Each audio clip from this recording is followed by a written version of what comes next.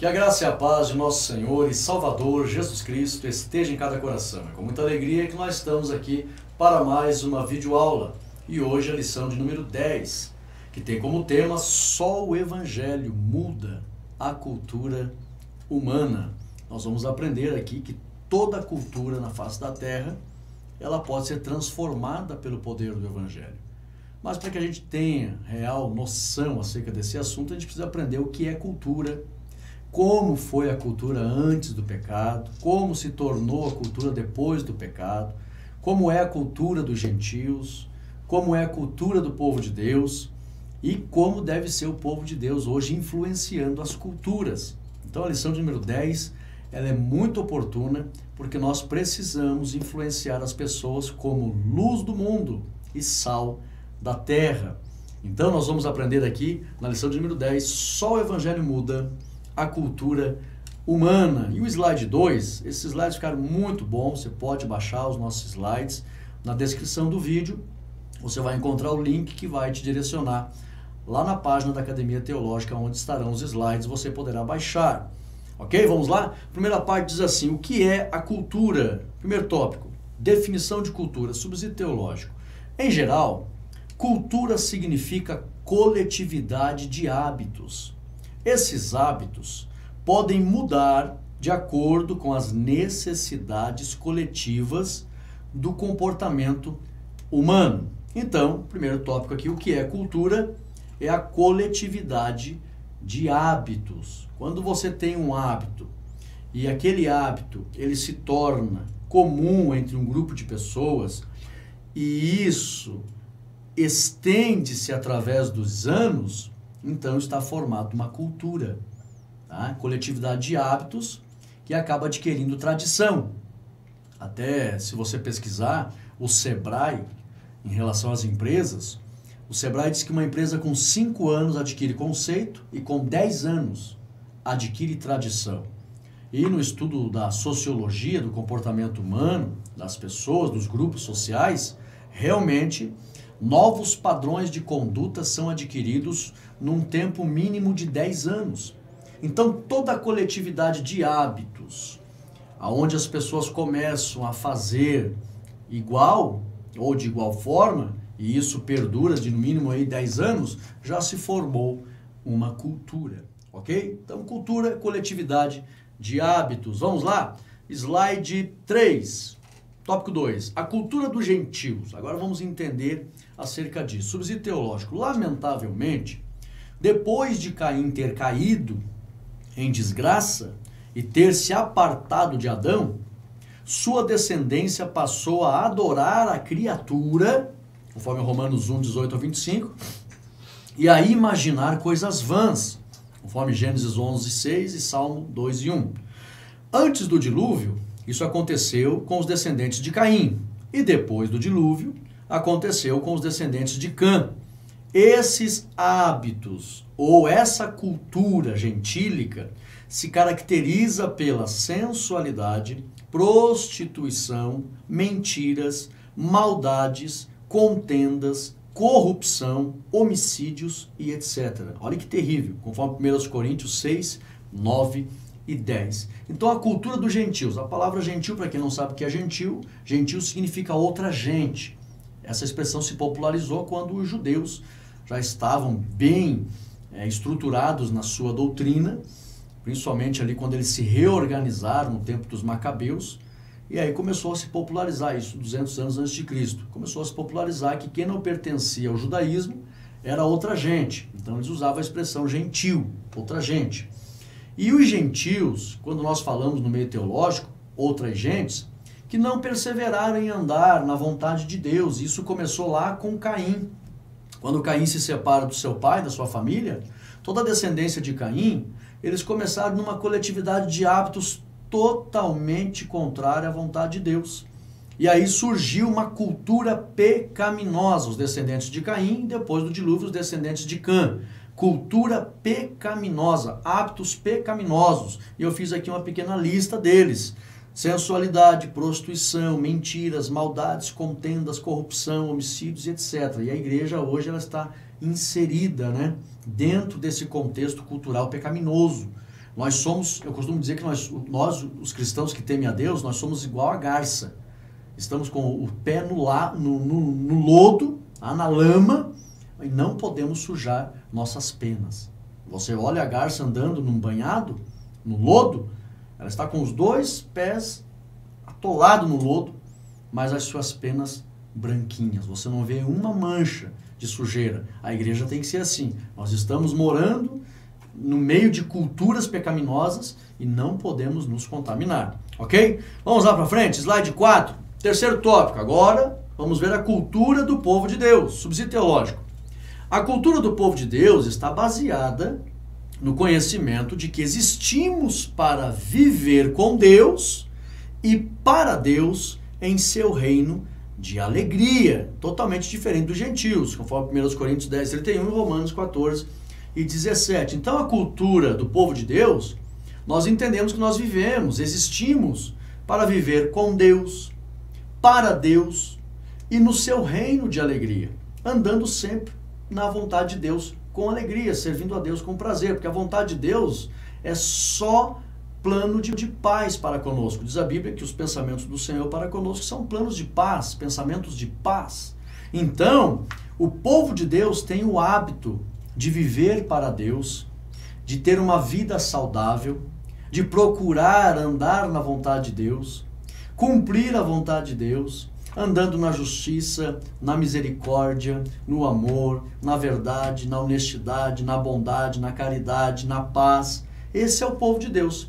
Esses são os hábitos. Essa é a cultura do povo de Deus. O povo que anda com Deus, vive para Deus, sente alegria com Deus e distribui as virtudes de Deus por meio do amor, da justiça, da paz, da fé, da comunhão e tantas virtudes maravilhosas do reino de Deus. Essa eu gosto de uma expressão que o pastor Silas Malafaia usa, a cultura do povo de Deus é uma contracultura aos ímpios e ao mundo. A cultura do povo de Deus é uma contracultura. Por quê? Porque os nossos hábitos são diferentes. Como eu falei, cultura é a coletividade de hábitos e os hábitos do povo de Deus são diferentes. Vamos lá, slide 5, segunda parte. Agora uma cultura dominada pela iniquidade. Olha só, primeiro tópico, a cultura original. Vamos entender aqui antes do pecado como era. Subsídio teológico. Os hábitos que existiam antes do pecado e que deveriam ter permanecidos foram os hábitos de perfeito relacionamento com Deus, com a criação e o próximo. Tudo com pureza, amor e alegria, conforme Gênesis 1:26, 2 e 5, Salmo 24:1, Eclesiastes 7:9. Então, antes do pecado, os hábitos do povo de Deus eram relacionamento com Deus, um relacionamento com a criação e um relacionamento com o próximo. Tudo com pureza, com amor e com alegria.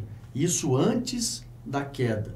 Então, poderia-se dizer que era uma cultura maravilhosa, né? Adão e Eva, hábitos maravilhosos, relacionamento com Deus. A Bíblia diz que Deus vinha conversar com Adão, com certeza continuou depois se relacionando, depois que Eva foi criada. Então era um relacionamento amoroso com Deus, eles se relacionavam com a natureza, colocaram nomes nas espécies e cultivavam, protegiam o jardim. E um para com o outro, Adão e Eva, um relacionamento maravilhoso de amor, de pureza. Então, isso antes do pecado, uma cultura de hábitos que agradavam a Deus, saudáveis, felizes, puros e maravilhosos. Muito bom. Agora, vamos ver o que aconteceu depois. Segundo tópico, a cultura do homicídio, subsídio teológico. Quando os laços, olha só, quando os laços do amor, tá, da comunhão e da alegria foram cortados pelo ódio, surgiram o homicídio e a banalização da vida. Terrível.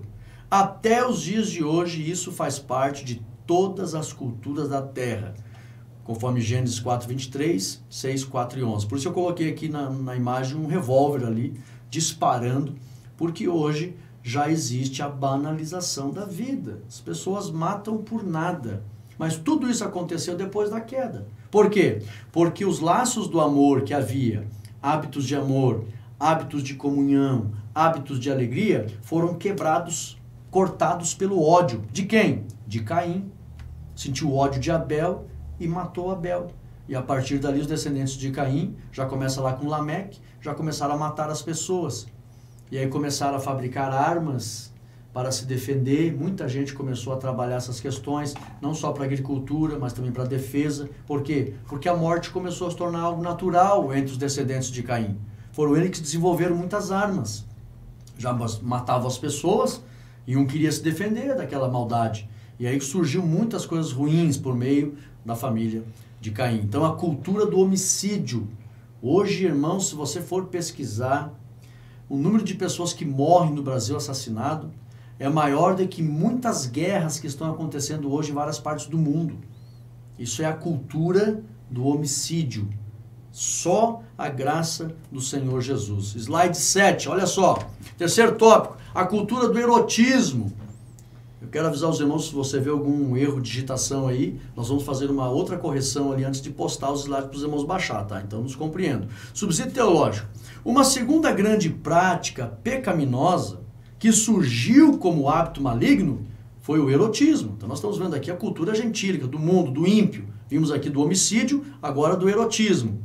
Isso gerou uma cultura de prostituição e adultérios, conforme Mateus 24, 37 ao 39. Então, irmãos, quando você vai estudar sobre a cultura dos ímpios, você vai ver que surgiu a cultura do homicídio, a banalização da vida, agora a cultura do erotismo, a sensualidade, a auto-idolatria, a imensa propagação da imagem, o imenso desejo de seduzir o sexo oposto, o imenso desejo de sentir prazer carnal, e aí surgiu então a prostituição, o adultério. Se você for fazer uma pesquisa sobre a origem dos bancos, a arrecadação de dinheiro no mundo, por incrível que pareça, irmãos, pasme, quem começou a arrecadar muito dinheiro no mundo, que precisou organizar a guarda desse dinheiro, foram as prostitutas no primeiro século depois de Cristo. As prostitutas ganhavam muito dinheiro, principalmente no Império Romano. E elas começaram a ganhar muito. Pesquisa sobre a origem dos bancos, a organização do dinheiro. Foi as prostitutas que começaram a ganhar muito dinheiro e contabilizar esse dinheiro. E muitas pessoas começaram a se aproveitar disso e organizar essa questão. E começou então uma cultura de você guardar, acumular dinheiro e trabalhar com o dinheiro. As prostitutas, muitas, tinha muitas casas de meretrício, de prostituição e assim por diante. Então isso é a cultura do erotismo, ok? Vamos para frente, slide 8. A cultura do consumo irrefreado. Olha só, cultura do consumo irrefreado. Subsídio teológico. Com o afastamento de Deus, a humanidade passou a viver de acordo com seus desejos e interesses. Dessa forma, surge o consumismo egoísta e exagerado. A expressão comiam e bebiam, de Mateus 24, 38, significa viver em função de satisfazer os próprios desejos. Isso significa essa expressão. Isso leva ao consumo irrefreado. Por isso Jesus disse, não andeis ansiosos pelo que haveis de comer, beber ou vestir, conforme Mateus 6 e 25. Consumo irrefreado. Irmãos, eu estava vendo uma pesquisa outro dia, tem algumas pessoas, principalmente ricas, da alta sociedade, que elas têm uma doença, que é a doença do consumismo. Elas têm que gastar por dia. Eu fiquei apavorado, tem pessoas que gastam por dia a média de 5, 10 mil reais em shopping. Tem que gastar, não consegue parar de gastar. Isso é pecado, irmãos, diante de Deus. Ah, Rodrigo, mas o dinheiro é dela, etc e tal. Não, irmãos, não é assim. O ser humano fica obcecado, ele só pensa nos seus desejos, esquece de Deus, esquece do próximo, esquece de todos e só quer satisfazer os seus desejos. Não é pecado você administrar o dinheiro como você quiser. Não, isso não é. O problema está lá no desejo, só pensa em si próprio, em satisfazer fortemente os seus desejos. E diga não para uma pessoa dessa. Diga não. Vamos medir a humildade dela, a simplicidade dela, a paciência dela, a mansidão dela. Dizendo não ou contrariando uma pessoa que faz os seus gostos a todo custo. você já vai ver um monstro que vai se revelar ali. Então um abismo chama outro. Então a cultura do consumo irrefreado. E muitos casais, famílias estão sofrendo por causa dos apelos da mídia.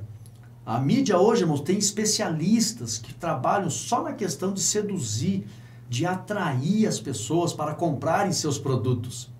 E muitas das vezes a família não tem uma boa renda, né? Uma renda assim que dê para ela largueza, abastança, sempre apertadinho, e aí vem ali os apelos da mídia e tantos apelos e a pessoa vai lá e é seduzida e faz uma dívida que não pode pagar. E hoje o número de inadimplentes no Brasil é imenso, de pessoas que não conseguem pagar suas dívidas.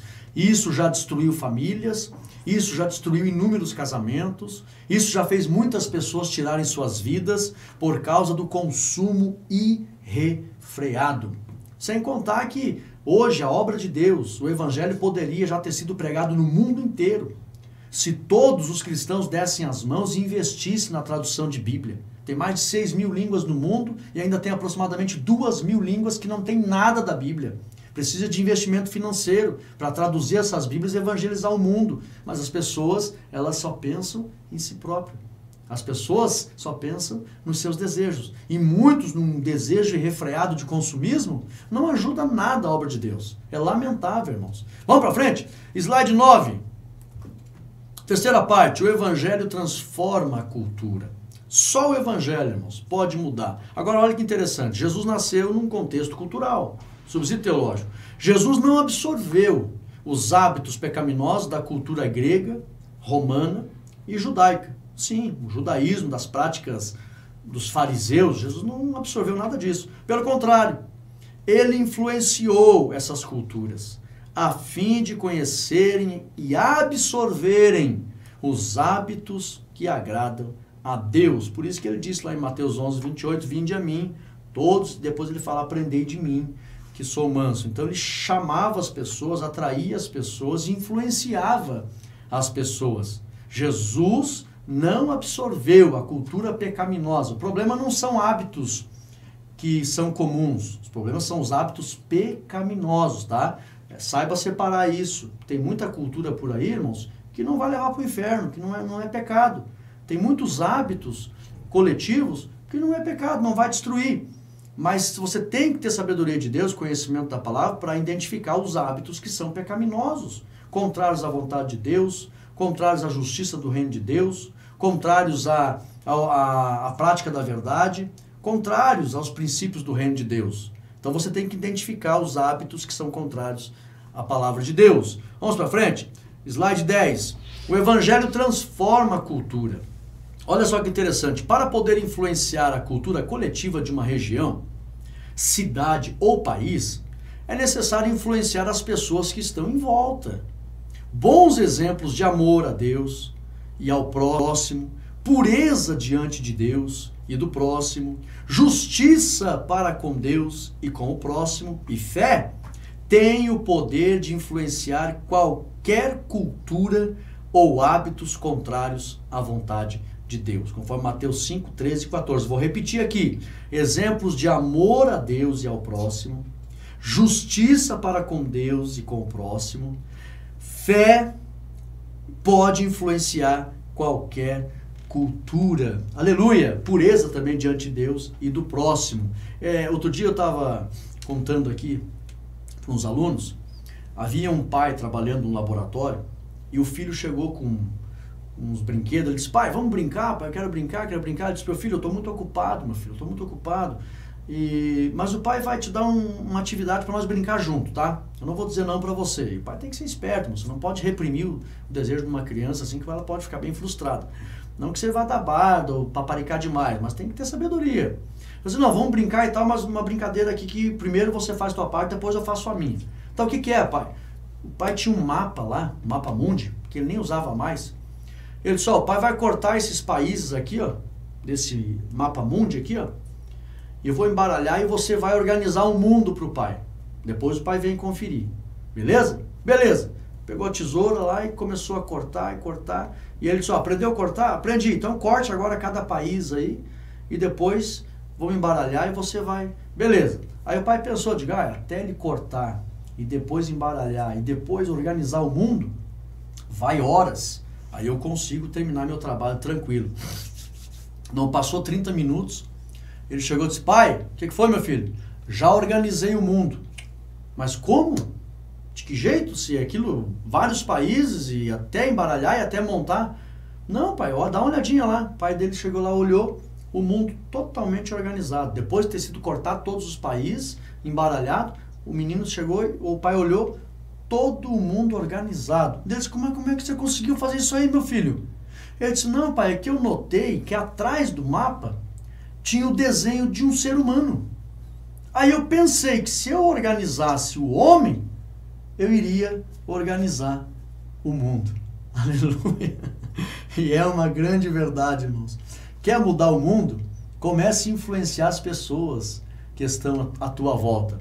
Tente organizar o homem que está perto de você, alguém que está próximo de você, e com certeza você vai começar a organizar o mundo, mudar a cultura do mundo, com exemplos de amor, de pureza, de justiça e de fé. Aleluia! E o slide 11, terceiro tópico, diz assim: os crentes de Corinto, um exemplo de influência do evangelho. Subsídio teológico. Somente os hábitos que glorificam, olha só, irmão, somente os hábitos que glorificam a Deus podem trazer a verdadeira paz e alegria eterna. Os hábitos que glorificam a Deus.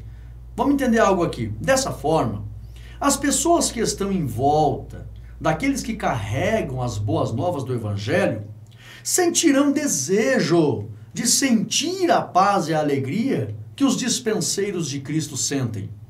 Por meio disso, qualquer cultura, grave isso, pode ser transformada, pois todos os seres humanos sentem a necessidade de terem paz e alegria eterna. Conforme 1 Coríntios 4:1, Paulo diz que os homens nos considerem dispenseiros de Cristo. Dispenseiros de Cristo, mas vamos dispensar o quê, pastor Rodrigo? Paz e alegria que o mundo não tem, irmãos.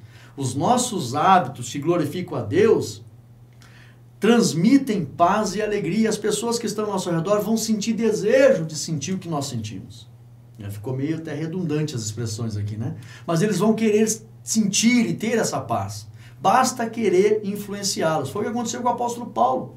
O apóstolo Paulo chegou em Corinto, uma cidade terrível, totalmente dominada pela prostituição. Para vocês terem uma ideia, lá em Corinto tinha uma montanha chamada Acrocorinto. Lá em cima do Acrocorinto tinha o templo da deusa Afrodite.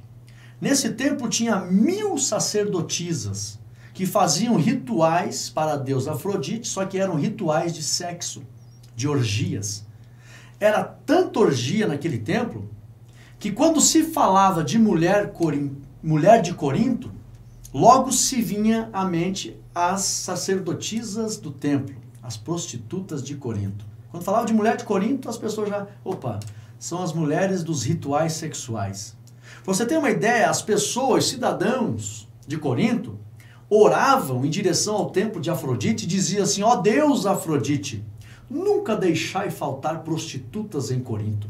Corinto era uma cidade muito importante, irmãos, uma das mais importantes do Império Romano. Os gregos chegavam a usar a seguinte frase: totius groissis lumen, o olho de toda a Grécia. Corinto era chamada assim, o olho de toda a Grécia, totius groissis lumen. E Paulo entra lá naquela cidade, irmãos, e faz uma grande transformação naquela cidade. Por quê? Porque ele entra lá pregando a vida eterna em Cristo Jesus, trazendo paz e alegria aos corações atribulados. E o poder e a unção do Espírito confirmava a pregação do apóstolo Paulo. A Bíblia diz que houve uma grande conversão naquela cidade. Nós sabemos que a igreja de Corinto era uma igreja fervorosa, tinha muitos problemas, é verdade, mas tinha muito poder de Deus, era uma igreja grande que contribuiu para o evangelismo mundial daquela região. Então, meus irmãos, da região do mundo antigo, né? Então, como faz a diferença na cultura pecaminosa um homem que transmite o amor de Deus? Aleluia! E Paulo foi mudando as pessoas em sua volta. E começou uma grande revolução naquela cidade. Isso significa que o Evangelho, irmãos, tem o poder de influenciar qualquer tipo de cultura, qualquer tipo de hábito. Basta você comunicar o Evangelho com amor, transmitir a paz e a alegria que está no teu coração por meio de Cristo Jesus. Aleluia! Como diz aqui no slide, brilhe a vossa luz diante dos homens. E para conclusão, eu coloquei aqui, luz do mundo, vós sois a luz do mundo.